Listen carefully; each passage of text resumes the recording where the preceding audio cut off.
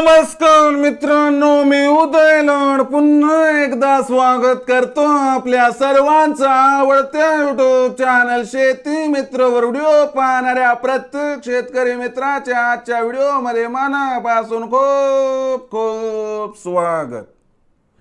मित्रांनो, thumbnail पाहितलं, title वाचलं. होय मित्रांनो, सामान्य सोयाबीन उत्पादक कास्तकार बांधवांसाठी सर्वात महत्वाची अपडेट की आता जागतिक सोयाबीन बाजारामध्ये आली आहे पुन्हा तेजी.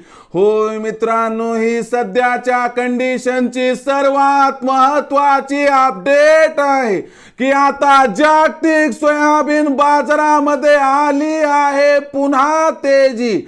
पण जागतिक सोयाबीन बाजारामध्ये पुन्हा तेजी का आली?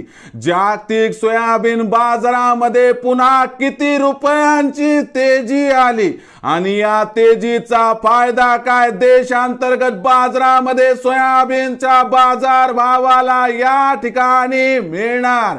या प्रश्नाचा अचूक उत्तर जाणून घेण्यासाठी आपण सर्वांनी हा व्हिडिओ आता सुरुवातीपासून शेवटपर्यंत पाहावा. हा व्हिडिओ शेवटपर्यंत पाहत असताना आपल्याला मनापासून आवडला तर जरूर या व्हिडिओला या ठिकाणी एक लाईक करा. जास्तीत जास्त कास्तकार बांधवांपर्यंत हा व्हिडिओ पाठविण्यासाठी या व्हिडिओला या ठिकाणी जरूर शेअर करा. सबस्क्राइब करून जरूर नोटिफिकेशन बेल ऑल करा. यामुळे येणारा प्रत्येक व्हिडिओ हा आपणास या ठिकाणी मिळत राहतो. तर बघा मित्रांनो, सामान्य सोयाबीन उत्पादक कास्तकार बांधवांसाठी सर्वात महत्वाची अपडेट की आता देशांतर्गत बाजारामध्ये जागतिक सोयाबीन बाजाराचा होणार 100% परिणाम. कारण जागतिक सोयाबीन बाजारामध्ये आली आहे या ठिकाणी पुन्हा तेजी. पण जागतिक सोयाबीन बाजारामध्ये असं काय घडलं आहे की ज्यामुळे जागतिक सोयाबीन बाजारामध्ये पुन्हा तेजी आली आणि या तेजीचा फायदा आता देशांतर्गत बाजारामध्ये सोयाबीनच्या बाजार भावाला मिळणार का? चला बघूया. सध्याच्या कंडिशनला जर बघितलं तर मागच्या कित्येक महिन्यांपासून आंतरराष्ट्रीय बाजार भाव हा दबावात होता. पण मागच्या 2 दिवसांचा विचार केला तर आंतरराष्ट्रीय बाजारामध्ये सोयाबीनच्या भावात सुधारणा झाली आणि सोयाबीनचा बाजार भाव हा $11.5 प्रति बुशेल्स वरून आपल्याला या ठिकाणी $12.25 प्रति बुशेल्स पर्यंत वाढताना दिसला आहे. सोयाबीनच्या बाजार भावात आलेल्या या तेजीचा फायदा देशांतर्गत सोयाबीनच्या भावाला मिळण्याची शक्यता आहे.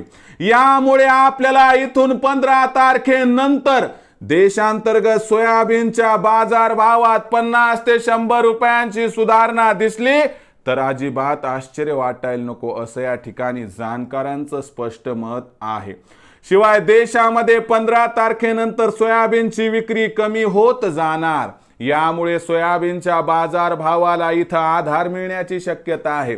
या आधारामध्ये 15 तारखेनंतर सोयाबीनचा भाव 4600 सुद्धा पार होऊ शकतो.